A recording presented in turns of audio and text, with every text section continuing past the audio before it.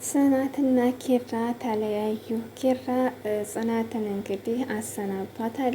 ካሁን በኋላ ስላለፈ ህይወታችን አንቺም ማሰብ የተጠበቅብሽም፣ እኔም ደግሞ ላንናገር አንቺም ላትናገሪ። ወደፊት እንግዲህ ተለያይተን ሰራተኛና አሰሪ በሚለው አጽድቀን ከዚህ ውጭ በምንም ነገር ላንገናኝ ብሎ እንግዲህ ተሰነባብተዋል ማለት ነው። ይህንን በሚያቀርብላት ሰዓት ደግሞ ጽናት በጣም ነበር የደነገጠችው ማለት ነው። ምክንያቱም ከውስጧ ከሱ ጋር እንድትለይ አትፈልግም። ይህን ነገር ብታረግም እሷ ከሱ ጋር እንድትለይ አትፈልግም። ይህ ማለት ደግሞ ተቋረጠ፣ እሷና የሱ ግንኙነት አበቃበት ማለት ነው። እሱ እንግዲህ ብዙ ታገለ፣ ብዙ ነገር አወጣ ወረደ። እንደበደለችውና እስከዛሬ ሲበድላት የኖረውን የተበቀለችው መሆኑን የተረዳው ማለት ነው። በጣም ይከብዳል። እሱም እውነት አለው ያላወቁት። ምክንያቱም ያላወቀ ነገር አንድ ሰው ዝም ብሎ ሲሸሸን ወዶን ሲሸሸን ለምን ይባላል? አሰላሙ አለይኩም ወራህመቱላሂ ወበረካቱ። ውድና የተከበራችሁ ውድ ቤተሰቦች እንዴት ናችሁ? ከኔ ጋር ሰላም አልሐምዱሊላህ ረቢል ዓለሚን።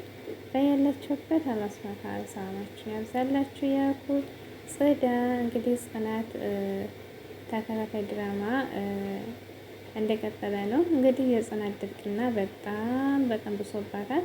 ይህን ድርቅና ካልተዎች ወይም ደግሞ ለኪራ ዋናውን ነገር ወይም እውነተኛውን ነገር ካልተናገረች ምንም ለውጥ ነገር ይመጣ አይመስለኝም። ተመሳሳይ ነገር ነው አሁን ላይ እየሆነ ያለው ማለት ነው። ምክንያቱም ዋናው ነገር ፍቹ ያለው ጽናት ጋር ነው። ታምሩ በስተቀር ደግሞ ጓደኞቿ ሌሎቹ ያው ናሆም አያውቅም። ናሆም ቢያውቅ ነበር ሁሉ ነገር የሚያመቻቸው። እነሱ ደግሞ ቃል አስገብታቸዋል። የሰላም ታውቃለች፣ ግን ሰላም የምታውቅም ምርጫቸውን ነግረዋታል እንደማይሆን። ይሄ ነገር የተሳሳተ መንገድ ነው። የራስሽን ደስታ ቀምተሽ ለሌላ ሰው መሰጪው እንዴት ነው? በኋላ ትጎጃለሽ። ይሄን ነገር ቀይሽ፣ አሁንም ጊዜው ገና ነው እያሉ ምሩና ሰላም ነግረዋታል። ነገር ግን እሷ ደግሞ ልትቀይስ አልቻለችም፣ አስተሳሰቧ ማለት ነው። እንግዲህ ጽናት ድርቅናዋን ካልተወች ወይም ደግሞ ካልነገረችው እሷና እሱ በቀል እየተበቃቀሉ ነው የሚመስለው። እሱ እንግዲህ የተረዳው እስከዛሬ በበደላን ነገር በቀል እየተበቀለችው ነው የመሰለው ምናምን። ያ አንድ ሰው እንግዲህ ወዶ ፈቅዶ እንደገና ደግሞ ሲጣላን ከባድ ነው። ደግሞ እንደዚህ የተበዳደለ ሰው በደል የተበደለ ሰው በኋላ ሲርቅ እንደገና አውቆ ዝም ብሎ ሲርቅ ያን በደሉ ሊመልስ ወይም ደግሞ ሊበቀል ይመስላል። ምሩ እንግዲህ ምሩና ሰላም ደግሞ ከዚህ ቤት ውጪ፣ በፊት ምሩና ሰላም ይሄ ነገር አይሆንም፣ በኋላ አንቺ ትጎጃለሽ እያሏን ነበር። ኪራን አሳልፈሽ አትስጪ፣ ከራሱ ደስታ የሰው አያስጨንቅሽ እያሏት ነበር። ግን አደርገዋለሁ ብላ እንግዲህ የኪራን አባት ትዕዛዝ አከብራለሁ ብላ ተንስታለኝ ማለት ነው። ከዚያም የተነሳ እንግዲህ ባለፈው ሲሳክር ያው በሷው ብስጭት አልፈልግህም ወይም አልወድም ስላለችው ታጥፍ ስለነበር እንግዲህ ማታ ሲያመሽ ጠብቃ እንደ ማንኛውም ጊዜ ልታስገባው ስትል እሷን ወደ ውጭ አድርጎ እሱ ገብቶ ተኝቶ እንግዲህ ያው ራሱ ስለማያውቅ ጧት ላይ እንግዲህ ሰላም እሱ ድምፅ ሲያወጣበት ስመጣ ምን ሆነ ነው ስትለው ምንም አልሆንኩኝ ብሎ እንግዲህ ጽናትን ሊጠይቃት ተነሳ ማለት ነው። እሷ ደግሞ ማታ ስትጨቃጨቁ ነበር፣ ምን እንጃ ወደ ውጭ ወታል መሰል ስትለው እንግዲህ አስታውሶ ዘሎ ነው እሷ ፍለግ የወጣው ማለት። እሷ ግን ውጭ ላይ ያስቀምጧት ነው ያደረው ማለት ነው፣ ዘግቶባት በር። በጣም ከባድ ነው። እና ምሩ ጋር መታ እንግዲህ ለምሩ ስንነግራት፣ ምሩ ደግሞ ለናሆሜ ስንነግረው፣ ናሆሜ በጣም ነው የጓደኛ ጥንቅ ጓደኛ ብሎ ለሱን የሚካከለን ነገር የለም ማለት የሆነ ማድረግ ያለበት ወይም ደግሞ መሆን ያለበት መነገር ያለበት ነው የሚነግረው ማለት ነው። እንግዲህ ናሆሜ ሄዶ በጣም ከኪራ ጋር እየተነጋገረ ነበር። ለምንድን እንደዚህ የምታደርገው? አንተ የምታጠፋው ጥፋት የት ነው? መቼ ነው የሚታይክ? እያለ እየወቀሰው ነበር። እሱም ደግሞ የኔ በደል አይታይህም ወይ?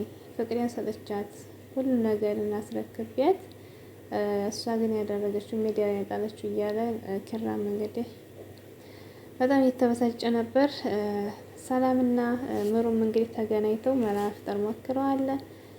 ተውጣ የሚለውን ነገር ነው መላ ያመጡት። እሷ ደግሞ ውጭ ስትባል ጽናት ደግሞ ከቤት አልወደደችም ማለት ነው። እንግዲህ ኪራ አባቷን ስታናገር ስልክ እሱም ቤተሰቦቿን አባቷን ሳናገረ በኋላ እንነጋገር ከአሁን በኋላ የባለፈው ህይወታችን ላላነሳብሽ ላታነሺ ለምንም ነገር በዚህ ሁኔታ እንዋልና እንሰናባበት ብሏት ነበር ማለት ነው።